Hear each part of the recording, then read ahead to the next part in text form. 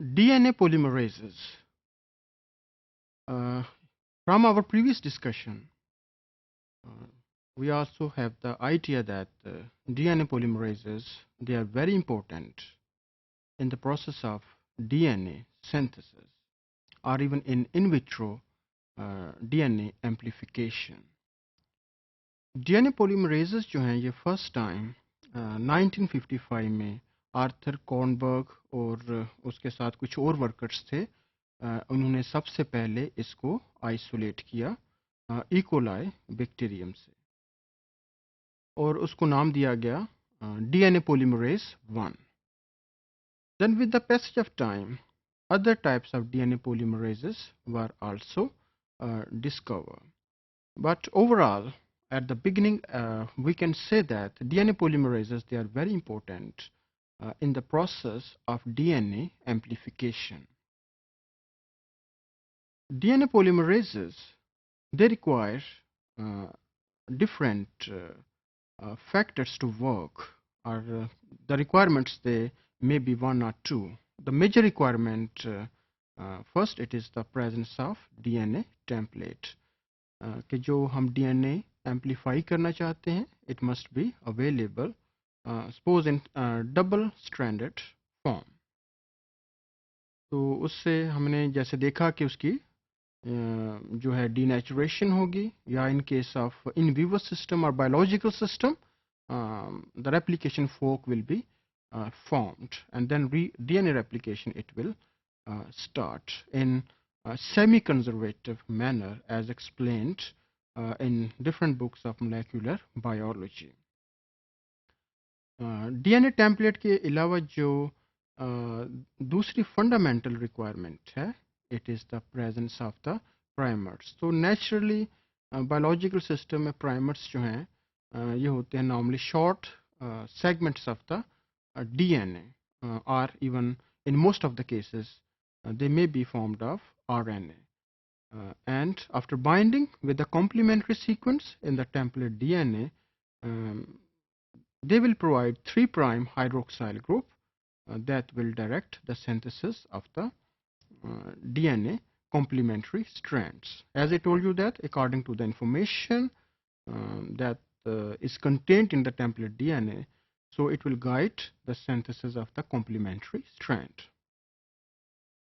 Another important factor in DNA synthesis is that what type of DNA polymerase it is being involved in DNA replication.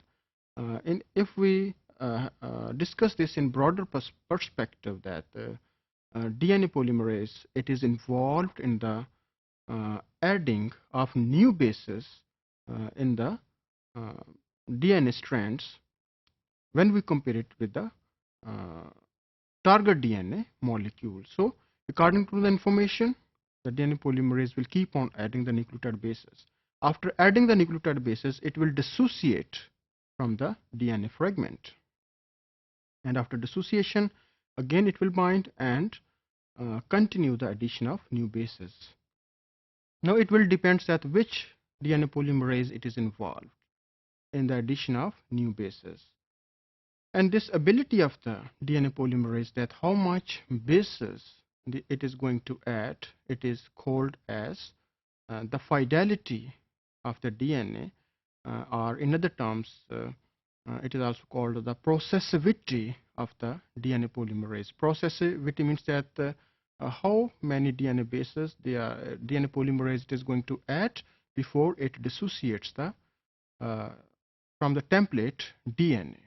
Now, as I told you that DNA polymerases in E. coli, they may be of different types, like DNA polymerase 2 and DNA polymerase 3 that were discovered in the 1970s. और जो इसके अलावा DNA polymerase 4 and 5 you can also find, but the principal type is DNA polymerase 3, that is having high processivity and the principal enzyme in the DNA synthesis or replication in E. coli.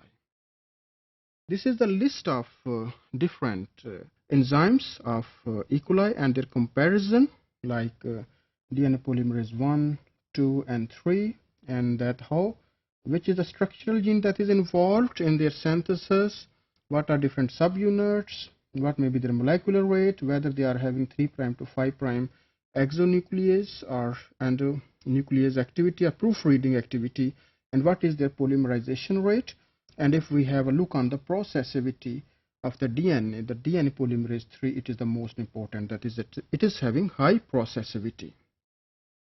So initially, when PCR was used for the amplification of the DNA polymerase from E. coli was used because of its high fidelity and low error rates it mainly introduced. For example, after 1000 to 10,000 replication of the cell, the error rate it is noted one base pair.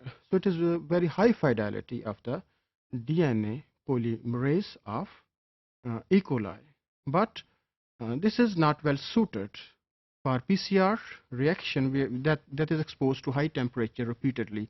So initially, when DNA polymerase from E. coli it was used, it has to be replaced or replenished after every denaturation step in the PCR procedure.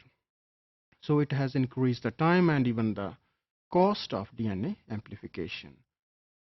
So now DNA polymerase, it was worked at 37 degrees Celsius low temperature, and E. coli DNA it is not working at high temperature. So scientists or the biologists, they find another source for DNA polymerase that was stable at high temperature, and this DNA polymerase was isolated from a bacterium that was growing in hot springs or the hydrothermal vents at the base of the ocean floors, where hot springs were common, and even in some other aquatic bodies on the land, some hot springs are present that can harbor such thermophilic bacterium, like the Thermus aquaticus.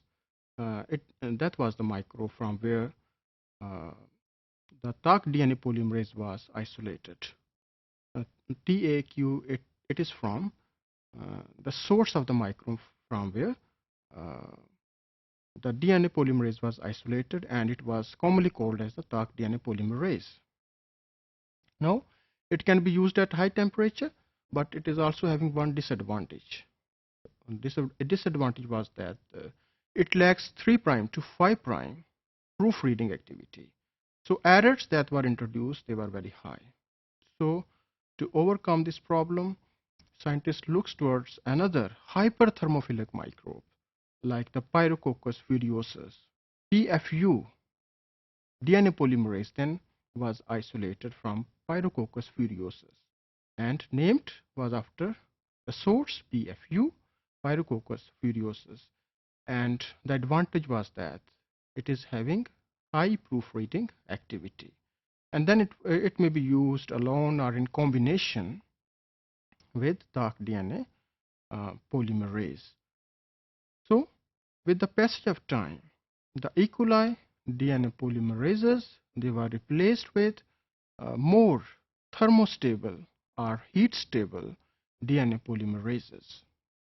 In the last slide, I can give the comparison or the sources of different type of thermostable DNA polymerases that were isolated from different microbes. First example is TMA. It was isolated from bacterium Thermotoga maritima, and then deep went from the ocean floors.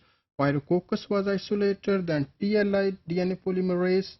It was from Thermococcus littoralis, and then PFU, as I told you, that Pyrococcus furiosus, and PWO DNA polymerase was isolated from Pyrococcus voicei.